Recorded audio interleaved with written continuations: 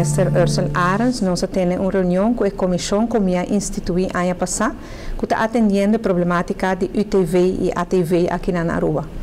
Ano passado, em julho, nós instituímos uma comissão multidisciplinária que está consiste de diferentes departamentos do governo.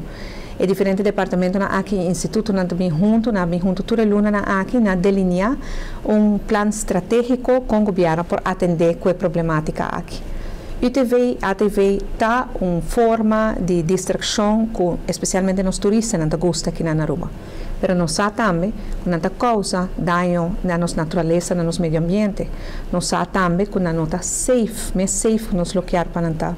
E nós sabemos que causa moléstia em certo bairro, nos habitantes, caminhando naquele lugar, caminhando que não frequenta a rua. Basari batura aqui, nós pedimos a comissão aqui bem com uma proposição para nós e nós proponemos ao governo para regular o mercado. Não para stopar completamente, mas para regular e buscar balance entre o desenvolvimento econômico e turístico que nós estamos a dizer e também o meio ambiente que nós temos que proteger. Basari aqui, nós tomamos duas decisões, várias decisões, duas principais, que nós vai bem com a legislação para stop importação de veículos aqui. Esta para um tempo, o qual tem na Aruba 7 candidatos, nós não porque importar mais. E também nós tomamos a decisão que nós vai stop também um moratório de abandonamento de permisso. Essa aqui está para tranquilizar, para trazer um pouco de tranquilidade aqui na Aruba, no mercado, mientras que nós estamos fazendo trabalho para vir, por exemplo, uma ruta alternativa, que se por seguir esse uso de veículos aqui. Mientras também nós estamos identificar e calcular que é o máximo que nós queremos que Aruba por carga de veículos aqui.